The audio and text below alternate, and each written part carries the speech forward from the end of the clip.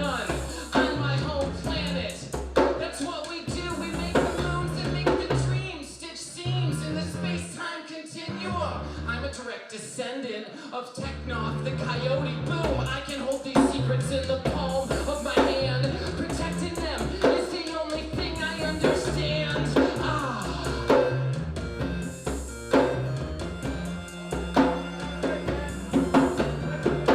This is about the rainbow tribes from my home planet, what they put us through. I dreamed about them, made their fate come true. They took the stone in the air, broke it in the air, rained down on the coastline, fires everywhere, and the creatures were crying, the leaves were dying, the council was just freaking out. Why'd you break the moon, dudes? Why'd you break the moon, dudes? Down you walk, the only road lay before you. And in the end of time you realize that there's no roads at all. Down you walk, the only road lay before you. And in the end of time you realize that there's no roads at all.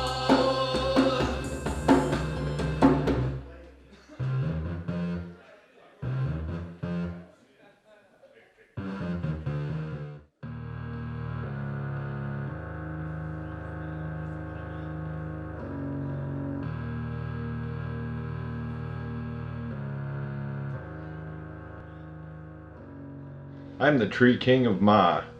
I come from the deepest forests of Ma on the planet Trifenderoor. I'm one of the oldest beings that exist on the planet. I have seen the dawn of our civilizations begin and end several times.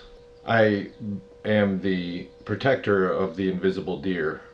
The invisible deer are creatures that exist through the universe that are the most powerful creatures on existence that we can deal with. Anytime you are feeling love or compassion in your soul, then you are in the presence of the invisible deer. And as much as you would nurture your invisible deer, the longer it will stay with you through your life. So I am the protector and herder of the deer. The mechanical cat is an interesting being. He was designed initially for a protective unit from the Phrygians, and was an all-powerful weapon, absolutely invincible, until his own demise was brought on by himself.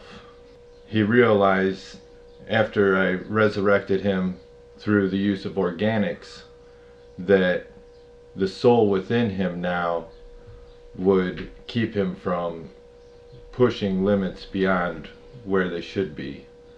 And the mechanical cat has now become more powerful than he could have ever imagined because he has soul.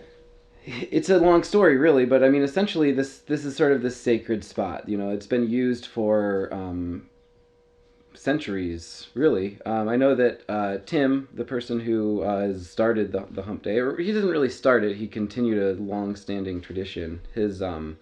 He's a descendant of Saint Humpdrix, and every year they have a Humpdrix Day, and they talk about Saint Humpdrix, and he's been doing, his family's been doing this for hundreds, if not thousands of years, and it used to be in Europe, where his family was from, and he moved it and found a new spot for it here in America when he moved over here, which was at a location which was a sacred spot here in the swamp long ago. There's always been music and songs and dancing in this location, and so it's just a continuation of the natural energy that's there. Earthlings inspire me. They're so easy to entertain. I mean, we couldn't pull this stuff off on Trifenderoor. It's more the way just people converse on Trifenderoor. It's the way you would talk to one another, and you would perform your emotional response to something, and they would watch you, and it would be cool. Here on Earth, they're not used to that, so you do it, and all of a sudden, like, everybody is, like, dropping what they're doing. They're staring at you. They're laughing, Some people are dancing. Some people they're clapping. They're overrun with joy and confusion, sometimes sadness. I've seen tears in people's eyes. That to me is very powerful, and I think that I like it's sort of when you think about what happens on Trifenderoor and bringing that to Earth. It's a lot like when you take a invasive species and plant it somewhere else. It just spreads and spreads, and I think that one of the things I like about what we do is that it spreads and spreads, and it's something that people appreciate. Anyone that would want to know what Trifenderoor is, all they have to do is close their eyes, tune out societies, tune out religions, tune out material possessions. And if you can do that in your own state, in your own mind, then you will experience a brief moment of the feeling of the atmosphere that Trifenderoor is. People don't always understand the emotional breakthroughs they might have at our shows. And so I'd like to not necessarily recommend people come to my show and the Tree King show and what we do together, but I want people to really understand the impact it might have on them. For one, the emotional breakthroughs, like I mentioned, can be devastating. They can cause you to do things like quit your job. They could cause you to drop out of school and, maybe pursue something healthier that's more in sync with who you are. And that kind of stuff is intense to deal with. There's a lot of reasons not to come to our show.